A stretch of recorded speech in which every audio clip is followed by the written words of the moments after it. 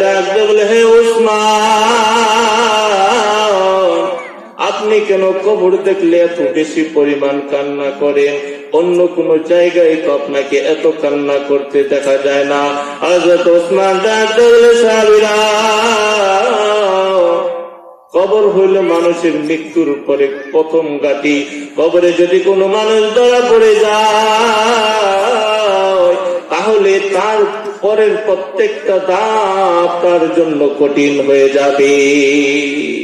কবরে যদি ধরা খেয়ে যায়, তাহলে তার পরে হাসর, মিজান, কুরসিরা প্রত্যেকটা দাবি সে ধরা খেয়ে যাবে।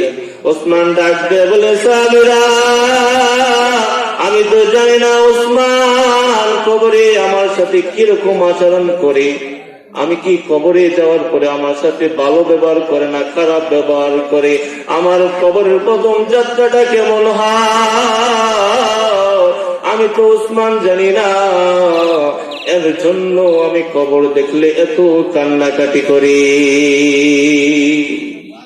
আজকে উসমান রাদিয়াল্লাহু তাআলা এত বড় সাহাবী, তিনি কবর দেখা এই পরিমাণ কান্নাকাটি করে। কিন্তু আমরা তো কবরে যাই, আমাদের মা বাবা ভাই বোন আমরা দাফন দিয়ে আসি, তারপরেও কিন্তু আমাদের চোখ দিয়ে পানি বের হয় না। আমাদের কলব নষ্ট হয়ে গেছে। একটি হাদিস শরীফে আছে, মানুষ যখন একটা গুনাহ করে তখন তার কলবের ভিতরে একটি কালো দাগ পড়ে। আবার যখন সে তওবা করে নেয়, ওই কালো দাগটা কি হয়, আস্তে আস্তে চলে যায়। আর যখন সে গুনাহ করতেই থাকে, তার কলবটা আস্তে আস্তে কালো হয়ে যায়। ওই কলব দ্বারা আল্লাহকে চিনতে পারে না, ওই কলব দ্বারা সে আল্লাহকে ডাকতে পারে না। ওই নষ্ট কলবের কারণে চোখ দিয়ে পানি পড়ে না। এর জন্য আমাদের চোখ দিয়ে পানি আসে না, কারণ আমাদের কলবটা, ভিতরের কলবটা নষ্ট হয়ে গেছে। এর জন্য এটা কি করতে হবে, পরিষ্কার করতে হবে।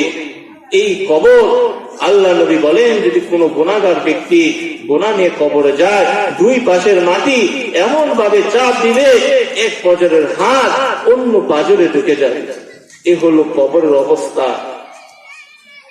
আর হাসরের মাটি কি হবে?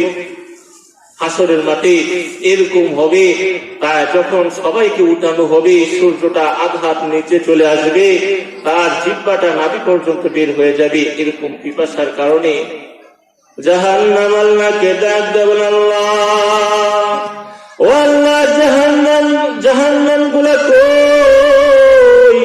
জাহান্নাম গুলা আমার বুকের মধ্যে দাও। ও আল্লাহ, জাহান্নাম গুলা আমার বুকের মধ্যে দাও। আল্লাহ তাআলা বলবে, হে জাহান্নাম, বিচারের কার্যক্রম শেষ করে নেই, তারপর জাহান্নাম গুলা তোমার বুকের মধ্যে দেওয়া হবে। কিন্তু জাহান্নাম কিছুতেই পিছনে হাঁটতে রাজি না। আল্লাহ তাআলা ফেরেশতাদেরকে বলবে, হে ফেরেশতারা, 70,000 ফেরেশতা জাহান্নামকে ধরে রাখবে। কিন্তু তারপরেও জাহান্নামকে ধরে রাখা সম্ভব হবে না। নবীজি সেজদায় পড়ে আল্লাহ তাআলাকে ডাক দেন, আল্লাহ, ওগো আল্লাহ, আমার একটা উম্মত যদি জাহান্নামে যায়, আমি কিন্তু জান্নাতে যাব না। তখন আল্লাহ তাআলা একটু কুদরতের পানি জাহান্নামের বুকে ছিটিয়ে দিবেন। জাহান্নামের বুকে ছিটিয়ে দেওয়ার পর জাহান্নাম পিছনের দিকে চলে যাবে। ফেরেশতারা ডাক দেবেন, আল্লাহ, যে জাহান্নামকে আমরা 70,000 ফেরেশতা ধরে রাখতে পারি না, ওগো আল্লাহ, কি এমন বরকতের পানি দিলাম যেটা ছিটিয়ে দেওয়ার পর জাহান্নাম পিছনে চলে গেছি। ওগো আল্লাহ, এটাকে আবে হায়াতের পানি, এটাকে হাউজে কাউসারের পানি, এটা কি জমজমের পানি। আল্লাহ তাআলা ডাক দিলে, ফেরেশতা, এটা আবে হায়াতের পানি না, এটা কাউসারের পানি না, হাউজে কাউসারের পানি না। হে ফেরেশতা, জমজমের পানি না, এটা হলো ওই গুনাহগারের চোখের পানি, যেটা সে গুনাহ করার ভয়ে, গুনাহ করার পর সে ঘুমায় না।